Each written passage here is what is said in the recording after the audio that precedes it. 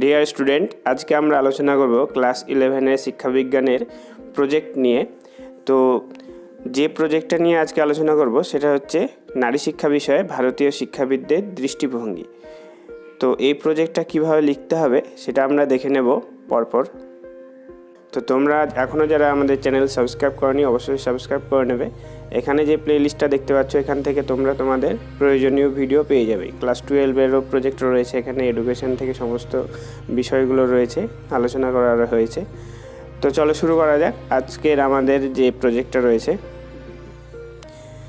তো প্রকল্প রূপায়ণ বা প্রজেক্টের কাজ করার ক্ষেত্রে প্রথমেই থাকবে ফ্রন্ট পেজ দিতে হবে। ফ্রন্ট পেজে এরকম ফরম্যাটটা হবে যে উপরের দিকে থাকবে প্রকল্প রূপায়ণ বা প্রজেক্ট ওয়ার্ক, নিচে বিদ্যালয়ের নাম, বিষয়ের নাম শিক্ষাবিজ্ঞান, প্রকল্পের বিষয় হচ্ছে নারী শিক্ষা বিষয় ভারতীয় শিক্ষাবিদদের দৃষ্টিভঙ্গি, প্রতিবেদকের নাম মানে হচ্ছে এখানে নিজের নাম লিখতে হবে, শ্রেণী, বিভাগ, রোল নাম্বার মানে ক্রমিক নাম্বার, রেজিস্ট্রেশন নাম্বার আর উপস্থাপনের বর্ষ, যে বর্ষতে এটা পরীক্ষা দিবে, আর হচ্ছে প্রতিবেদকের স্বাক্ষর মানে নিজে সিগনেচার করতে হবে, আর এখানে শিক্ষক শিক্ষিকা সিগনেচার করার জায়গা রাখতে হবে। তো এই হচ্ছে ফ্রন্ট পেজটা, প্রথম যেটা দিতে হবে সেটা হচ্ছে ফ্রন্ট পেজ। ফ্রন্ট পেজের ফরম্যাট এটা হবে। এরপরে পরের পেজে শুধু লিখবে যে টপিক বলে নারী শিক্ষা বিষয়ে ভারতীয় শিক্ষাবিদদের দৃষ্টিভঙ্গি। এই পেজে আর কিছু থাকবে না। A4 পেপারের এখানে জাস্ট এইটুকুই লেখা থাকবে। এরপরে চলে আসবো নেক্সট পেজে কি লিখতে হবে। এরপরে শিরোনাম লিখতে হবে। শিরোনামে এখানে থাকবে বিষয়সূচি। প্রথম অধ্যায় থাকছে 1.1-এ ভূমিকা, প্রকল্পের বিষয়, প্রকল্পটির গুরুত্ব, উদ্দেশ্য, প্রকল্পের পরিকল্পনা ও পদ্ধতি। এরপরে দ্বিতীয় অধ্যায়ের যে পয়েন্টগুলো হবে 2.1 তথ্য সংগ্রহ, 2.2-তে তথ্য বিশ্লেষণ, 2.3-তে সিদ্ধান্ত। তারপরে এর নিচে জায়গা হয়নি বলে আমি সাইডে লিখেছি, তোমাদের নিচে জায়গা থাকলে নিচে লিখবে। তৃতীয় অধ্যায় হচ্ছে 3.1 সীমাবদ্ধতা, 3.2 হচ্ছে গ্রন্থপঞ্জি মানে যে কী বই লাগবে, আর 3.3 হচ্ছে কৃতজ্ঞতা স্বীকার। এই প্রজেক্টটা লিখতে কার কার হেল্প নেওয়া হয়েছে। তো এই ছিল। এরপরে যেটা লিখতে হবে ভূমিকা, 1.1-এর ভূমিকা, প্রথম অধ্যায়ে যেটা ছিল ভূমিকা। তো ভূমিকাতে বলা হয়েছে আমাদের জীবনে গুরুত্বপূর্ণ অংশ হলো শিক্ষা, এবং সেই শিক্ষার ক্ষেত্রে পুরুষদের যেমন অবদান রয়েছে তেমনি রয়েছে নারীদের অবদান। শিক্ষার ক্ষেত্রে পুরুষ ও নারীর সমান অধিকার আজ সর্বজন স্বীকৃত, কিন্তু ঊনবিংশ শতাব্দীর প্রথম অর্ধে নারী শিক্ষার প্রসার ঘটায় বাঙালি নারীর ছিল না কোনো স্বাধীনতা, ব্যক্তিসত্তা এবং মানবিক অধিকার থেকে নারীরা ছিল বঞ্চিত। নারীদের অধিকার প্রতিষ্ঠা করতে গিয়েছিলেন রাজা রামমোহন রায় প্রমুখ শিক্ষাবিদগণ উপলব্ধি করেছিলেন যে সবার আগে দরকার ভারতীয় জীবনে নারী শিক্ষার ব্যাপক প্রসার। নেক্সট হচ্ছে 1.2 আর্টিকেলে প্রকল্পের বিষয়। এখানে যেটা লিখতে হবে শিক্ষার প্রকৃত উদ্দেশ্য মানুষের চিত্তবৃত্তির উৎকর্ষ সাধনের ক্ষেত্রে পুরুষদের পাশাপাশি নারী সমাজের কথাও ব্যাপকভাবে চিন্তা করা দরকার। শিক্ষা মানুষকে দেয় শক্তি, তার মধ্যে মানুষ আপন ক্ষমতা সীমাবদ্ধ করে এবং বাস্তব পরিবেশকে বুঝতে শেখে, তার সঙ্গে সামঞ্জস্য করতে সহায়ক হয়। স্ত্রী শিক্ষার আদর্শ হবে নারীকে বাস্তব জ্ঞানের দ্বারা আপন সত্তা সম্পর্কে অবহিত করার উপযোগী আদর্শ। রাজা রামমোহন রায়, ঈশ্বরচন্দ্র বিদ্যাসাগর, স্বামী বিবেকানন্দ, বিশ্বকবি রবীন্দ্রনাথ ঠাকুর ভারতের সমাজে উপযোগী নারী শিক্ষার পদ্ধতি নির্ধারণ করেছেন। স্বাধীন ভারতের শিক্ষাক্ষেত্রে পরিকল্পনা রূপায়ণের বিশেষভাবে দিক নির্দেশ করেছে। 1.3 হচ্ছে প্রকল্পটির গুরুত্ব। এদেশে নারী সমাজ চিরকালই উপকৃত ও অবহেলিত হয়ে এসেছে। সমাজে তাদের উপযুক্ত মর্যাদা দেওয়া হয়নি, অনেক সময় ধর্মের দোহাই দিয়ে, আবার অনেক সময় সমাজের দোহাই দিয়ে।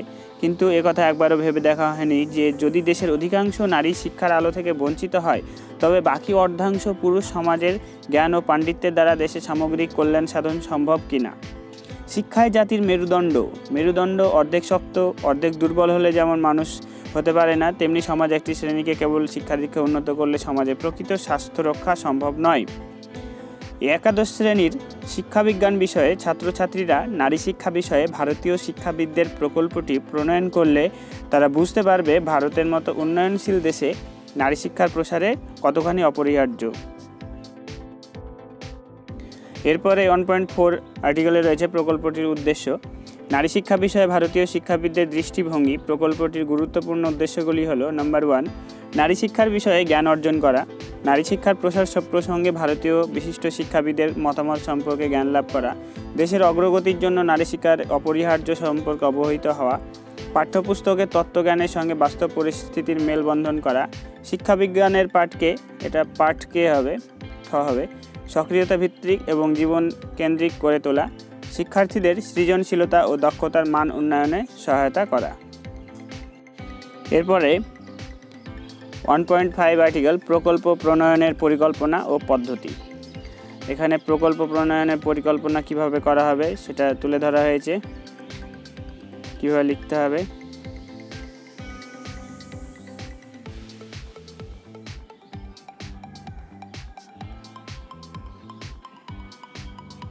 এরপরে দ্বিতীয় অধ্যায় হচ্ছে 2.1 তথ্য সংগ্রহ। শিক্ষক মহাশয় অথবা শিক্ষিকা মহাশয়ের নির্দেশ মতো পূর্ব পরিকল্পনা অনুযায়ী বিদ্যালয়ের গ্রন্থাগার থেকে কয়েকটি শিক্ষাবিজ্ঞান বই সংগ্রহ করা হয়। বইগুলো থেকে ভারতের বিশিষ্ট শিক্ষাবিদ রাজা রামমোহন রায়, ঈশ্বরচন্দ্র বিদ্যাসাগর, স্বামী বিবেকানন্দ, রবীন্দ্রনাথ ঠাকুর এবং মহাত্মা গান্ধী নারী শিক্ষা প্রসঙ্গে অভিমতগুলি লিপিবদ্ধ করা হয়। এরপরে শিক্ষাবিদ রাজা রামমোহন রায় নারী শিক্ষা সম্পর্কে তার যে মতামত। হিন্দুদের মধ্যে নারী শিক্ষা প্রসারে উদ্যোগ গ্রহণ করেন। নারী শিক্ষার জন্য বহু প্রতিষ্ঠান স্থাপন করে 1822 খ্রিস্টাব্দে নারীদের প্রাচীন অধিকারের বর্তমান সংকোচনের উপর সংক্ষিপ্ত মন্তব্য শীর্ষক একটি পুস্তক রচনা করেন। ওই পুস্তকে নারীদের আইনসম্মত অধিকার ও তাদের শিক্ষাদানের জন্য দাবিতে সোচ্চার হন। এরপরে ঈশ্বরচন্দ্র বিদ্যাসাগর, বেথুন সাহেব এবং কয়েকজন উদারমনস্ক বাঙালির সহায়তায় 1849 খ্রিস্টাব্দে বালিকাদের ধর্মনিরপেক্ষ শিক্ষার জন্য অবৈতনিক বিদ্যালয় প্রতিষ্ঠা করেন। 1857 খ্রিস্টাব্দে ঈশ্বরচন্দ্র বর্ধমান জেলার জৌগ্রামে বালিকা বিদ্যালয় স্থাপন করেন। তিনি নারী শিক্ষা প্রসারের জন্য মেদিনীপুর জেলায় 3টি, বর্ধমান জেলায় 11টি, হুগলি জেলায় 23টি এবং নদিয়া জেলায় মোট 38টি বালিকা বিদ্যালয় স্থাপন করেন। বিদ্যালয় পরিচালনার জন্য বিদ্যাসাগর বেসরকারিভাবে নারী শিক্ষার ভাণ্ডার তৈরি করেন। এরপরে স্বামী বিবেকানন্দর নারী শিক্ষা সম্পর্কে যে বক্তব্যগুলো ছিল সেগুলো তুলে ধরা হয়েছে, একই রকমভাবে রবীন্দ্রনাথ ঠাকুরের। তারপরে মহাত্মা গান্ধী,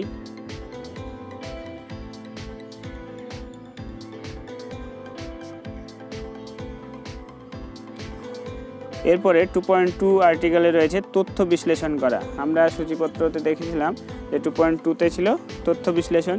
এবার যে তথ্যগুলোকে পাওয়া গেল সেগুলোকে এবার বিশ্লেষণ করতে হবে। নাম্বার 1, নারী শিক্ষা বিষয়ে 5 জন বিশিষ্ট শিক্ষাবিদদের অভিমত সম্পর্কে সংগৃহীত তথ্য পর্যালোচনা করে বলা যায় এরা প্রত্যেকে শিক্ষার ক্ষেত্রে নারীর সমান অধিকারের প্রতি দৃষ্টি নিক্ষেপ করেছিলেন।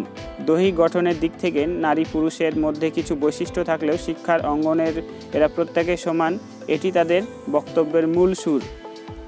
2 নম্বর, রাজা রামমোহন রায় বাল্যবিবাহ, বহুবিবাহ ইত্যাদি বিরুদ্ধে কঠোরভাবে প্রতিবাদ জানানোর পাশাপাশি মেয়েরা যাতে পুরুষের সমমর্যাদায় শিক্ষালাভের সুযোগ পায় তার জন্য সরকার এবং সমাজের প্রতিনিধি স্থানীয় ব্যক্তিবর্গের নিকট বক্তব্য রাখেন।